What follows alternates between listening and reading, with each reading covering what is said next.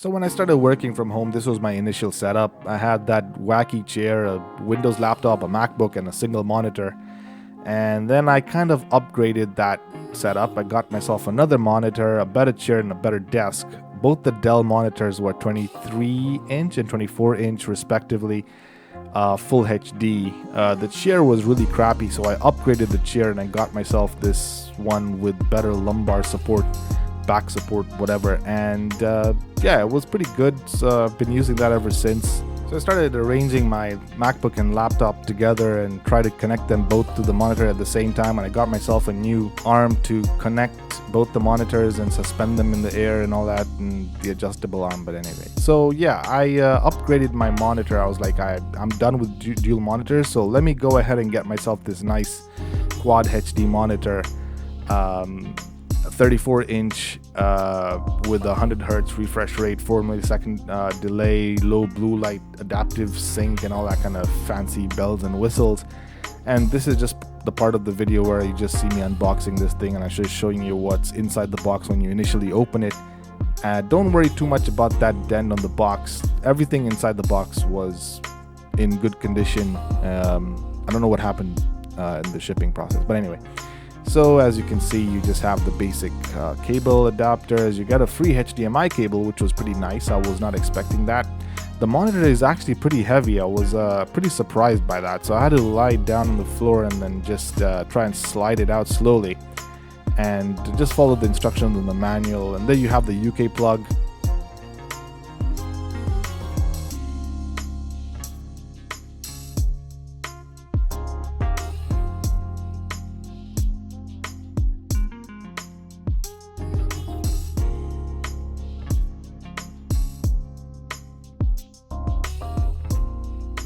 Yeah, so just removing the styrofoam packaging and just trying to lift the monitor out from this packaging took me quite some time. I was really struggling to get it out because I thought initially it was stuck or like I was doing something wrong. And then I actually realized that I was just being too delicate because this monitor is super heavy. But anyway, I managed to lift it out, and there it is, as you can see. Pretty nice. The only thing I didn't really like that much was the thickness of the monitor. It was pretty thick. It was a chunky guy, chunky, really fat and thick from the bottom, and then it was a bit slimmer on the top. But yeah, that's just the profile of the monitor. There's nothing really much we can do about it. So there you've got your VESA back plate mounting, and you've got your two HDMI ports and your display port, your headphone jack, and your usual power supply input. That's about it. Pretty standard and simple and easy to connect. I was really happy that they provided the free HDMI cable. I was super psyched about that because I did not have one, and I thought I was going to have to buy one, so that was pretty good.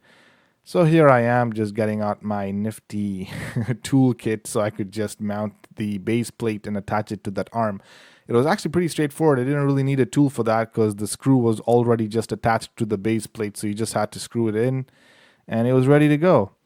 Just assemble the star screwdriver and just attached that arm now to the back of the monitor. The screws were already attached, so all you needed to do was just stick the arm in. This was a bit, it was a bit fiddly. I had to really try and push that in there, but once it's secured and in place, you can then fasten the screws, so you're good to go.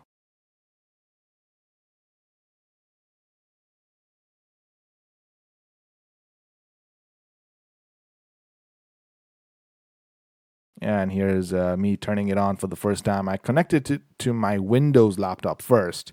I just wanted to see what it would look like. Yeah, obviously you can see I needed to do a lot of settings, so I had to speed this up a little bit.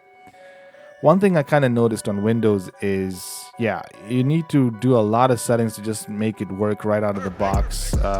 Make sure the resolution is correct, make sure the color bit rate and everything, the refresh rate is also correct. On Windows, you can actually set it up to 100 Hertz. But on a Mac, you can't set it up to 100. The maximum you can do is 60. So that kind of sucked, but I wasn't really going to use this monitor for gaming as much. You can see the OSD, you can control the color and all that kind of stuff. I kind of found the colors a bit too vibrant, so I had to like dumb it down, like, you know, ease it up a little bit. I was like, man, that color was just too much. So yeah, the other thing I didn't really like that much was like the viewing angles. Like if you're viewing the monitor from a, you know, a very steep angle, you know, the colors kind of really like fade out. Anyway, since I was buying stuff for myself, I said let me just get myself this 4K webcam.